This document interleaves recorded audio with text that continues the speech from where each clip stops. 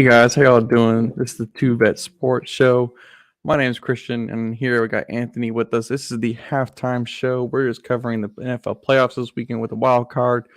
Hopefully, you guys check in. Go ahead and go ahead and subscribe to all of our socials, and make sure to go ahead and engage with us.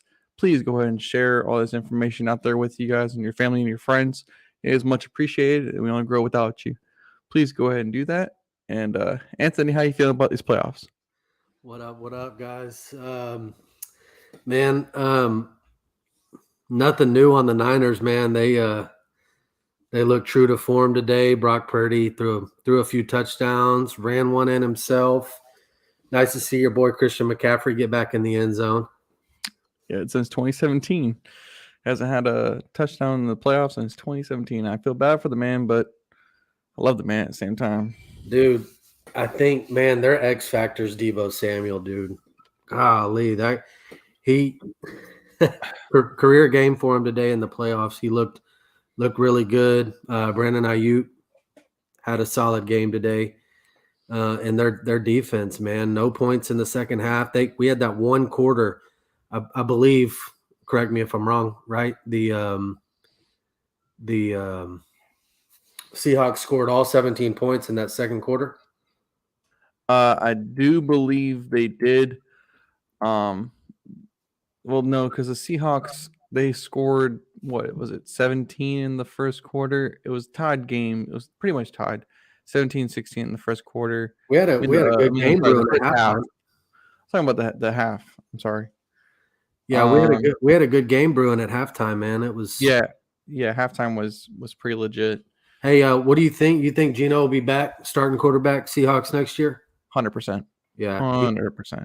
Yeah, I think I heard him say today he was the most accurate passer in the league this year. It's pretty impressive. He has a strong case, and if the Seahawks don't, then I think it's the end of Pete Carroll. But I don't think that's the case. It's going to be very interesting in the offseason. But we can go ahead and break down into the Seahawks and the 49ers in general. Got pulled up here, their stats, team comparisons, and all that fun stuff. Oof, I don't want to play that. Stop that. Yeah, man, it was a tough game for the Seahawks defense today. Brock Purdy was able to pick them apart. No turnovers. It was Brock Purdy's doing something special, man, in San Francisco. He ain't irrelevant no more. Is he the second coming of Tom Brady? Man, late draft pick. Tom Brady wasn't quite that late, but I just love the story, man. I just love the story. Yeah, I mean, we can just talk about the stats from Purdy to Gino. Gino went 25 or 35 with 253 yards, 2 touchdowns, and interception. Also did have that forced fumble from Nick Bosa. Brock Purdy went 18 for 30 for 332 yards, 3 touchdowns, no interceptions, nothing turning the ball over, played efficient ball. Kenneth Walker went rushing yards for 15 carries, 63 yards, 1 touchdown. And then Christian McCaffrey himself went 15 career rushing yards, 119 yards total. And I do believe he did score a touchdown as a receiving touchdown. Yeah, it was a receiving touchdown. And then, man, Deebo Samuel, 6 catches, 133 yards. God. I think Deebo had a 75-yard touchdown grab, Brock Purdy to Deebo. Of course, it was only maybe 15 yards in the air, and Deebo did the rest. Great downfield blocking. But the 49ers, I mean, we talked about this back when we didn't even know who their opponent was going to be. It's my buddy Robertson. Sorry to cut you off there. I was just saying hello. Yeah, I mean, we both said it when during the Seahawks-Packers game. It didn't really matter, in our opinion, who the Niners were going to play. It was going to be a home game for the Niners, and they handled their business, man. Yeah, they definitely hit the switch. I think that the key thing about this game was the turnovers, which They fully took advantage of every single time they got that ball back, they scored. So that's why you got that big margin win from like 23-41. But capitalizing off the interception from Gino and then also that forced fumble was key for San Francisco to take control of the second half. Yeah, I heard a good point made today. These coaches that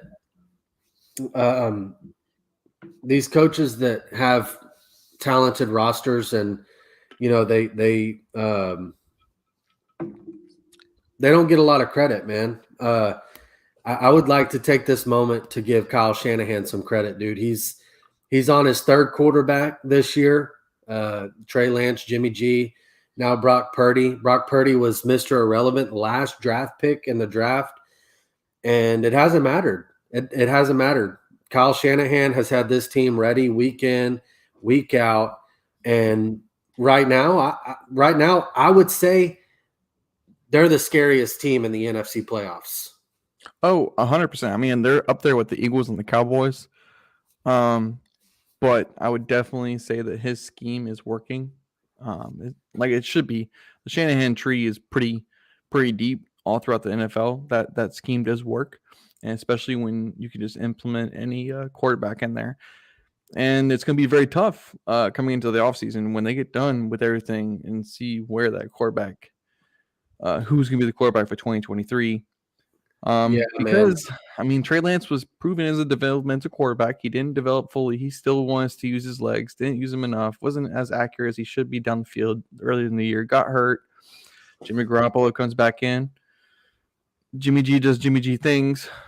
Like at least scares them. Like what 4 or 5 wins maybe. I think it was more like 3 or 4. And then Brock Purdy did the rest. Brock Purdy's been 6-0. Proved it today. And his first ever career start was against the greatest quarterback of all time. Yep. So that's gonna be the big thing next week. If Tom wins on Monday, it's gonna be interesting. I love the story, man. I love the story. Just it's a good storyline. Started the season as the third string guy. Kind of gets thrust into the starting role, and has been nothing short of great, man. Nothing short of great. I mean, numbers that he put up today, first playoff game, rookie, and it didn't matter. Yeah, no, he just played the game. He took what was given to him, didn't turn over the ball. That's what you want from a rookie quarterback, especially the guy who's taken last in the draft. I mean, we keep saying it, but you don't see this happen. Like it just doesn't happen. So he's doing it. Doesn't happen. So, I mean, last time it happened was 2000. Tom Brady. Yeah, was he taking something like this happen? Fifth round, sixth round, something like that. Fifth round, but back then, fifth round was still like close to 6. I don't think they had 7 rounds back then. You're scraping the bottom of the barrel at that point. Yeah, very minimum. Derek says he needs the Jags to win. I already know why, because that man put a lot of money down on the money line, and he's about to get screwed if you don't win that money line. It's I don't know. The Jags went down and scored a touchdown, made this thing interesting. Yeah, at the end of the half, but I mean 27. I have no doubt, man. Trevor Lawrence will figure it out. I think they'll figure it out, make some adjustments. Of his Doug Peterson, I would hope he can get his quarterback to start figuring it out and stop turning the ball over. Get that defense figuring it out as well, because they're just not stopping the Chargers at all. Justin Herbert's and all credit to Justin Herbert, because if you're watching what he's doing out there, he's making off-platform throws. He's tossing it out like you're throwing a frisbee. He's doing everything that you want him to do, and there's nothing really you can, do as defense to stop that kind of stuff. I mean, and I think to attack him up front, and he's throwing the ball right around your hip, and I think Brandon Staley's kind of, for now, silenced the critics. He silenced me, all right. I mean, it's not the end of the game yet, but I said coaching would either win or hinder him, and so far, his players are out playing. I guess the coaching. I guess I don't know. Yeah, I don't know how to really evaluate it yet. Still, and man, I think Austin Eckler is one of the most underrated running backs in the league. he has what 35 touchdowns in the past 39 games or something, or 39. I'm sorry, I think I'll flip that. 39 touchdowns in the last 35 games. He's I forget the company that he's in, but there's only 5 running backs. Austin Eckler's one of them to lead the league back-to-back years in touchdowns. Mm-hmm. And he's lived up to that today. I think we were split on this game. I didn't expect this from the Jags, man. I didn't expect this. I thought this would be a nail biter, and you know, like we said, it's halftime, so you never know. But so far it's been the Asante Samuel show. Career game for him. Yep. 3 picks. Bosa got his both. I think did Bosa get a sack as well? I don't know, but Bosa caused that first interception. I know that. Okay, so I mean, both Bosa's basically affected both games so far because Yes. Nick had that really good strip sack, and then Bosa has caused a interception. Oop. Yeah, Bosa got his hands on the second pass of the game, and it was tipped up and picked off. I don't know if that's one of Asante Samuel's 3 picks, but I do know Asante Samuel has 3 interceptions this game. That's insane. Insane. Well, I don't know, because that one interception that he did have, it did look like there was some pass interference on that one. So I don't know if I want to give him that one. I would say 2 for sure, but that third one, I'd probably would call that one back. I don't mean to go back to the Niners game, but the Niners were picking on Diamador Lenore, and they went to that. I mean, the Seahawks were picking on Diamador Lenore, and they went to that well one too many times, man. And he finally got a pick, and man, props to that Niners defense, dude. Like now we saw why D'Amico Ryans is a candidate for so many head coaching jobs this year. Mm-hmm. He's getting the best out of his second and third stringers too. Like, I mean, they don't have all their ones in there. And you know what I like about the Niners defense is that they're not just strong on the defensive line. They're not just strong in the secondary. They're not just strong in their linebacker group. Like, they are a well-rounded, like, you can't throw on us, you can't run on us. Everybody looks ready to play. Mm-hmm. Yeah, they're all locked in. I think it's a good thing. I think it's good to see that they're all locked in. I mean, we expected nothing less than them, and they finally turned it on in the second half, and that's what they needed to do. We won't know we won't know who the Niners' next opponent is, but we won't know until Tuesday. So, right, which will be our next live. So we'll be able to go through in depth and figure out who's going to win those divisional rounds, pending on, I think, either the Vikings or the Cowboys. Are the Niners the 2 or 3 seed? 2, right? 2. I would believe they're the 2 because they were pretty up there. Yeah, because if they were the 3 seed, they would have been playing another division champion. So they played the wild card team today. So they had to have been the 2 seed. I wouldn't. So they'll have another home game next week. I wouldn't want to see them, dude. I wouldn't want to see them. Nope. If Christian McCaffrey is going to go off, I think it's insane the fact that they can have Christian McCaffrey and Deebo Samuel run that switch backfield right there, dude. And they can just that's run a nasty 1-2 punch, man. And then nasty. When they need a breather, throw on Elijah Mitchell in there, and it's not even like as if they aren't in the game. I mean, it's a good problem to have when you have depth like that. Yeah, and Deebo could be a key point. Deebo's probably the best dual threat type of guy in the league, man. And the crazy thing is when he does off the ball, but when he actually does have the ball, that yard after catch ability, his yak is everything nasty. he does when he has the ball is amazing. But when he's off ball, he's blocking, he's causing distractions, he's doing everything you want him to do when he doesn't have anything, when he gets creative. Oh, and I want to touch while we've got y'all here. I saw breaking news today that Lamar Jackson will not be playing. He will not be available. So that I know we Christian and I both said that, you know, if Lamar played, that could be a good game. I'm here to say, man, it's probably going to be a 2-touchdown type of game. Yeah, I think the spread was like 10. It's minus 8.5 right now. Okay, so maybe went down a little bit, but I don't think Anthony Brown, who I think is going to be the starting quarterback, I don't think Tyler Huntley's going to play. I think it's Anthony Brown. I don't think there's going to be much to that one. Hey, if you're watching right now, we got 4 viewers going on right now. Go ahead and engage with us, man. Go ahead and comment on the live stream that you're watching on, whether it's on Facebook, YouTube, or Twitter. Go ahead and tell us what you're thinking, and go ahead. We appreciate y'all listening in live. Today's just going to be a kind of a short show. We're just kind of going over what we saw from the 2 games today and maybe looking ahead a little bit tomorrow to those games. I know some new news has come out, like Lamar I know we kind of were skeptical on whether he would play or not, but it was officially released today that Lamar Jackson will not be playing. And it wouldn't have made sense for him to go 5-6 weeks almost.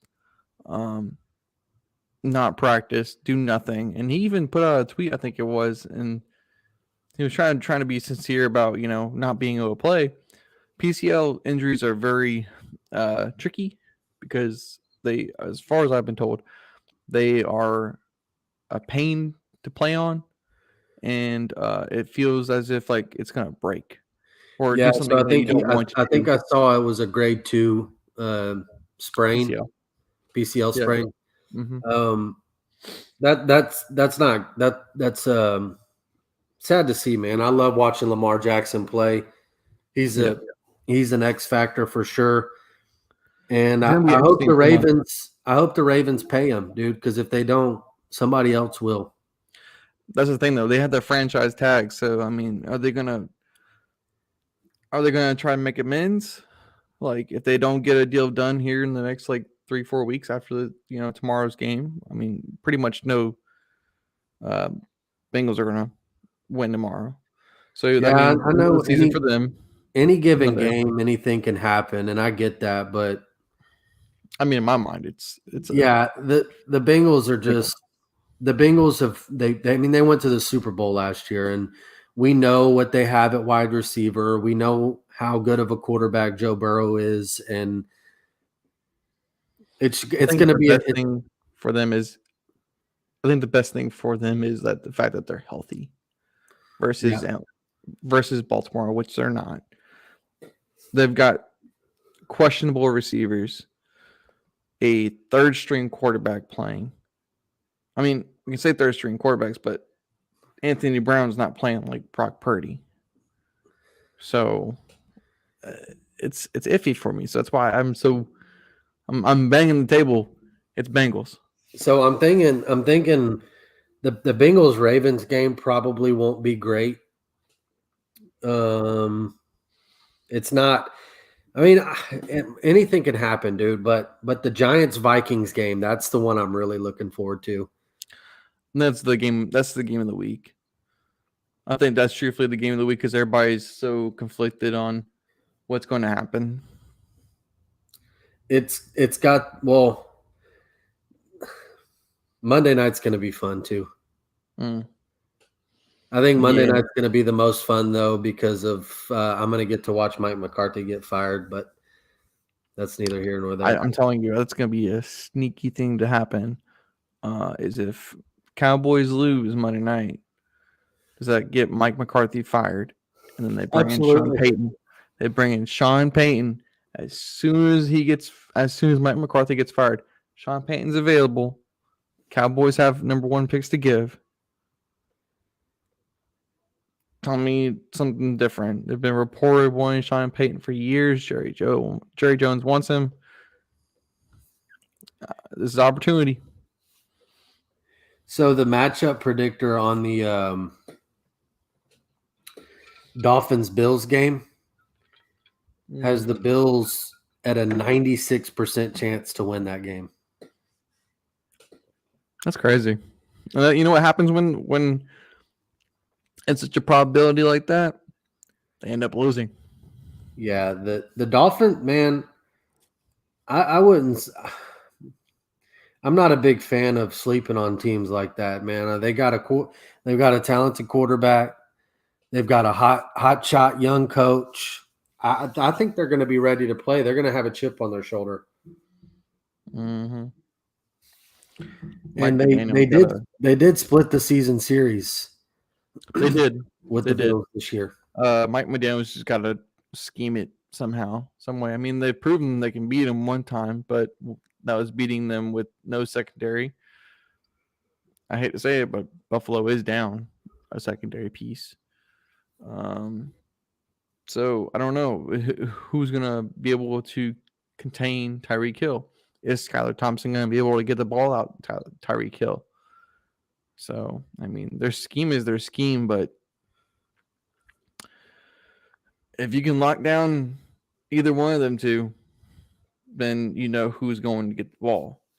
So I think the X factor for the Dolphins is going to be if they can get a good performance out of Raheem Mostert. That in my opinion is their X factor. We know we're going to get a solid game from Tua. Well, Tua's not playing. Oh, he's not playing? No, he's shut down, dude. He's out. Who's starting the quarterback for them? If Tua was playing, it's Skylar Thompson. Skylar Thompson is going to be the starting quarterback tomorrow. Because that's, yet again, we're about to say this again, third string quarterbacks in the playoffs right now. There's 3 or 4. Brock Purdy, Skylar Thompson, Anthony Brown, and somebody else. I can't remember who else. But I would agree if Tua was in the game, I would be 50-50. Yeah, if Tua was playing, it would be a much different. I mean, like right now, they're showing Buffalo at -13.5. That's a big spread, dude. That's a possibility, though. But you know, you hit on it a little bit just now. The Dolphins have the pieces at wideout as far as Jalen Waddle and Tyreek Hill. But like you said, third string quarterback. Are they going to be able to get the ball to those guys? I think that's why I think Raheem Mostert's going to have himself a big game.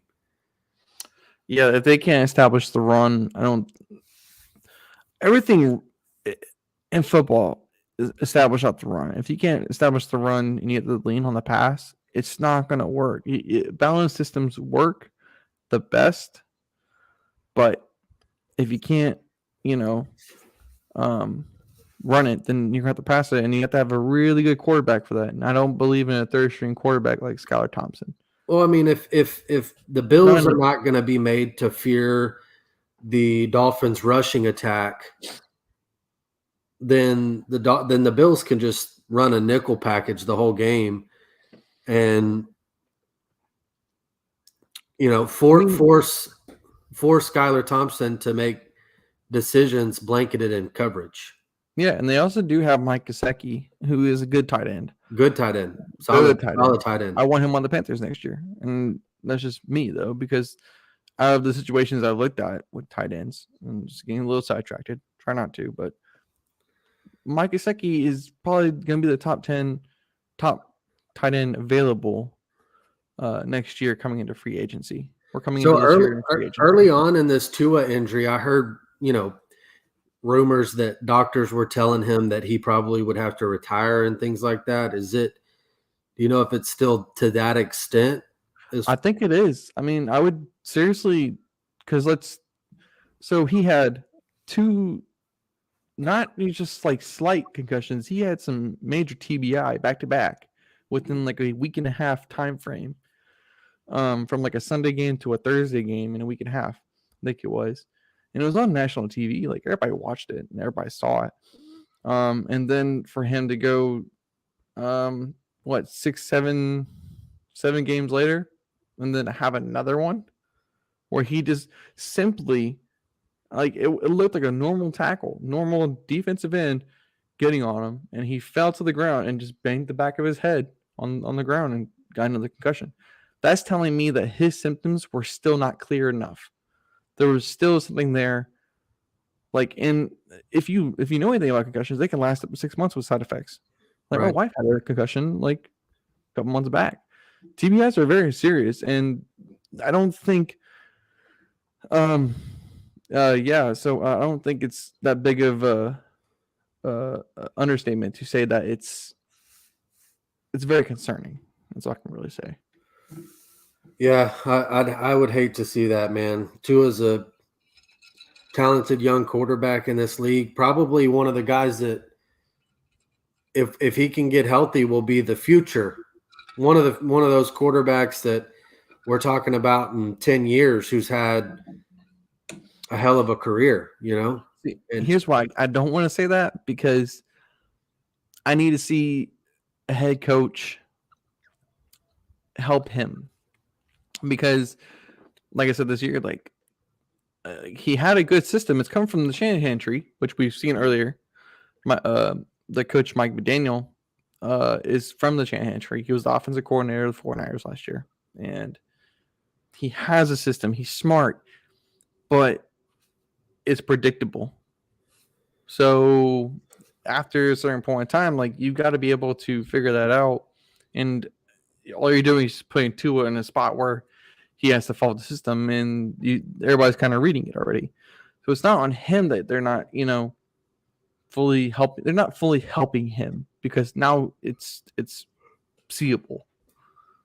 Tua can't do that much more than what the system is providing.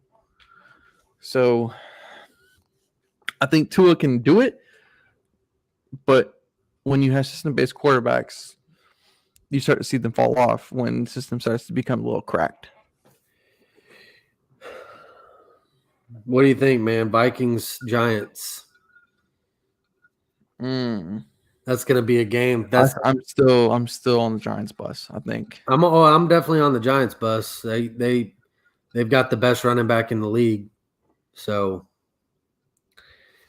hard to bet against those guys. I know the Vikings are 13-4. It just feels like a soft 13-4. Yeah. It's not like we dominated in those 13 wins, because there was games where the Vikings didn't dominate. No, they didn't. I'm just going to refer back to the 24-27 game between the Vikings and the Giants. Yeah. And for it to come down to a field goal, I just don't think it's going to be that big of a thing for them to overcome that. Like, if you've proven that these teams can be equally matched, and then the only winning thing is a field goal, I think that's what they're going to take key bits from that game, and just have to revisit everything. And also the previous games that they had there, which is only like a game or two apart, I think. Or was it early this season? Because I can't remember. I think it was what's that? The Giants and Vikings? Yeah, Giants and Vikings. Was that earlier this season? No, that was week 15 or 16. Okay, so it was recent. So there's not much time to change up your game plan between there. But I mean, I'd hope you make improvements and understand key assignments that they'll be able to really attach on. If Justin Jefferson can't figure it out tomorrow, I mean, I hope he does. I mean, I hope he goes off, because it's pretty entertaining when Justin Jefferson goes off. But I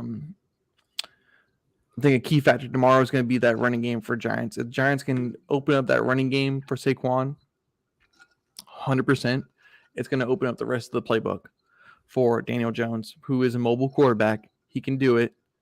And if they can do that, then I think it's a solid win. It was week 16, and Daniel Jones was 30 of 42 with 334 yards passing.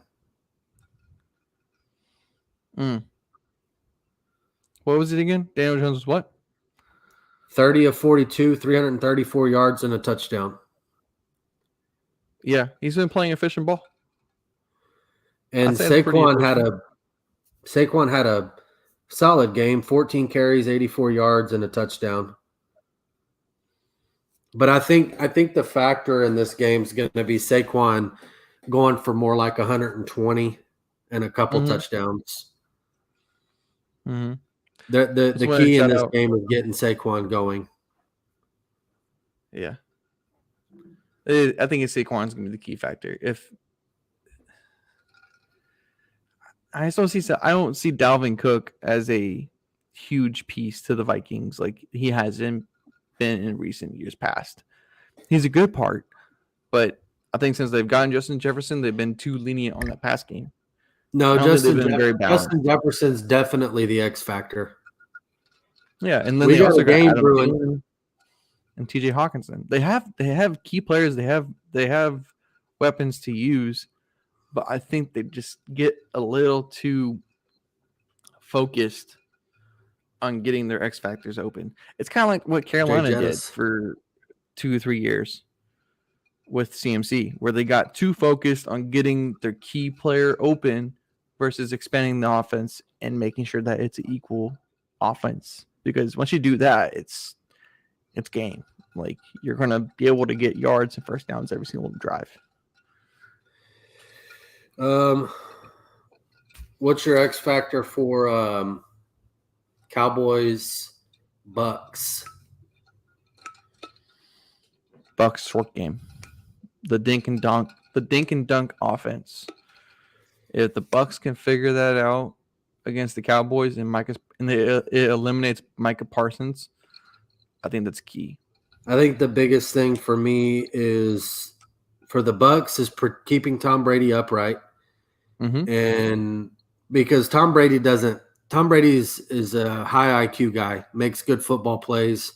That's why he is where he is in his career. That's why many folks, including myself, would consider him the greatest quarterback of all time.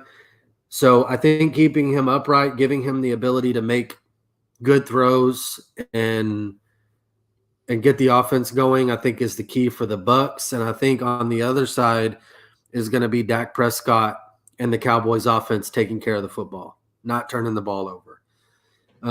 Yeah, I think that's a very solid note for each team. I think the biggest thing is just keeping Micah Parsons controlled. And I don't know how they're going to do that, but if they can control Micah Parsons and that speed rush defense, I just don't have a lot of faith and confidence that Dak Prescott is going to be able to take care of the ball. We haven't really seen it, especially here in the late weeks of the season.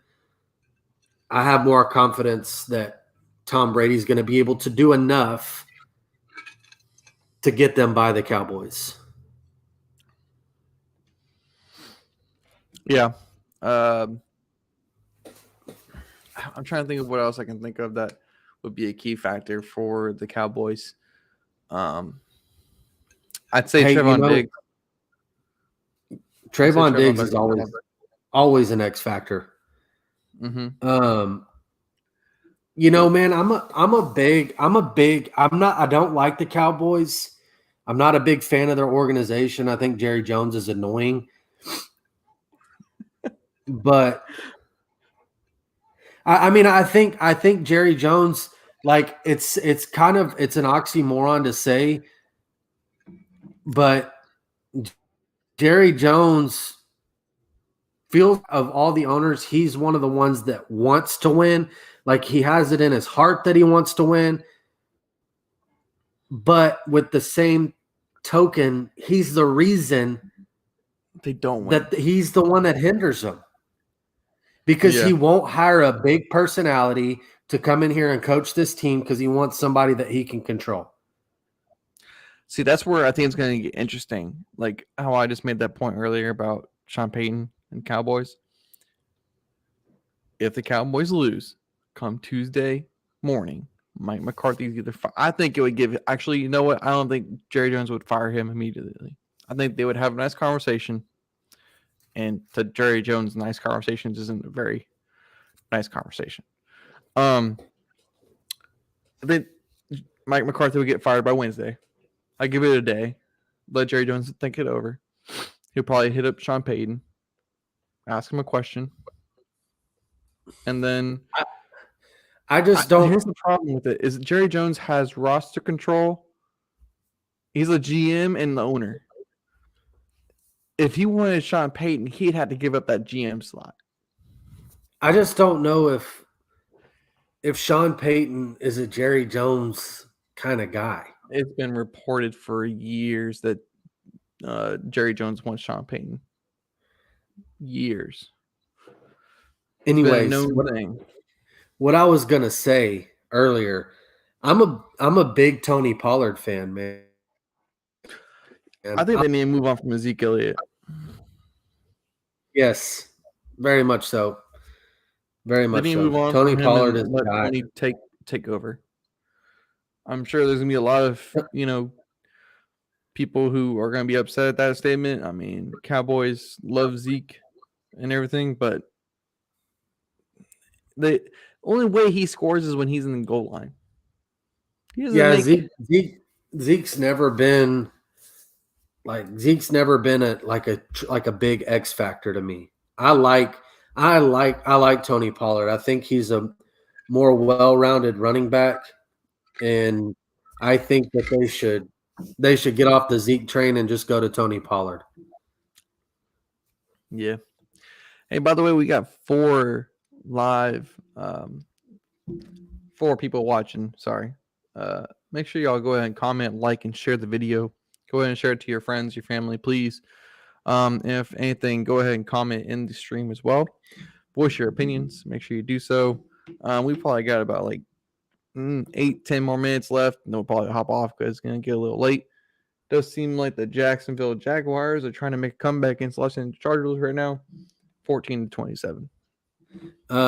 Derek just commented, I like the comment. He does want a yes man. He does. I mean, that's just the kind of owner that Jerry Jones is. I understand that. I think Mike McCarthy is definitely a yes man. And so was Jason Garrett. I like the rumors of Sean Payton going to the Cowboys. It'd be an interesting. That would be the best thing that's happened to the Dallas Cowboys in the last 2 decades. Mm-hmm. Because then they would actually get a solid head coach that isn't going to just do whatever Jerry Jones tells them to do. Yeah, I agree. And Sean and I think Dak Prescott could be a good quarterback. I don't know what the issue is in Dallas, but Dak was an accurate passer at Mississippi State. He didn't throw a lot of interceptions. I'm not really too sure what's going on here in Dallas, but something's going to have to change because I just don't foresee them getting past the Buccaneers, and Jerry's not going to be happy. So Mike McCarthy will likely be the scapegoat, and he will be fired. And Dallas needs to bring in a head coach that's going to coach this team and not just say yes, sir, to everything Jerry Jones says. I'm here to win football games. Right. I'm here to win football games. Fire me if I'm 10-3, but I'm doing something that you don't like. Fire me then. Mm-hmm. It's like Jim Caldwell all over again. The Lions fired Jim Caldwell after going to the playoffs back to back. They couldn't win the playoffs. He just couldn't give her that hump. And he had a winning record. Mike McCarthy has a winning record. Been to the playoffs twice. And I swear, if he loses again to the Bucs, he lost last year to the Bucs, it's going to He's be very fired. questionable. And Jerry Jones is going to look at it and be like, He's fired. If he And I agree loses, I agree with this right here.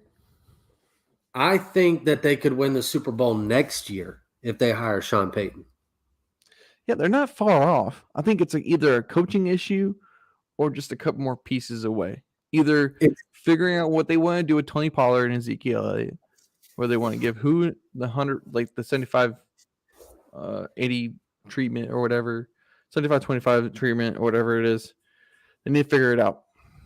Jerry Jones is a problem. Mike McCarthy is a middle of the road, decent head coach, but he's not. He's not a Bill Belichick. By Dan Quinn. And so you got Jerry Jones, Mike McCarthy, and the loyalty to Ezekiel Elliott is eating this team up. Like Tony Pollard is a RB1. Period. I question what the team will look like without Dan Quinn or Kellen Moore at the offensive coordinator and defensive coordinator positions. I question it. I question what's going to happen. I mean, Dan Quinn's a really good defensive coordinator. If he doesn't get another job within, I don't know, the next 2 years, next year, I don't know. But Kellen Moore's a hot name coming up as offensive coordinator. He's going to get a job here in the next couple of years. Well, I just don't know what's going to happen. I think as long as Jerry Jones has the attitude that he has, it's not going to matter who the Cowboys hire. Mm-hmm. But I would like to watch this game that we got going on. Yeah, it's getting a little interesting now. I mean, Jags got the ball. They're going into the fourth. I mean, they're at the 50. Well, they're past the 50 now. First down. Well, they've got an opportunity to at least go into the next half with maybe a touchdown-ish. What would it be? It would be a two-score game. Two-score game, yeah. Well, we'll go ahead and wrap this up, guys. We appreciate y'all tuning in to our playoff special. Please make sure to follow us on the socials, on YouTube. Share our live broadcasts when we go live. And I appreciate you guys listening in. And we'll see y'all Tuesday. Yes, sir. Make sure you check it on Tuesday about 8:30. Y'all have a good one. Enjoy the rest of the playoffs. And if anything, make sure you engage with our socials and tell us what you think. Have a good one, guys.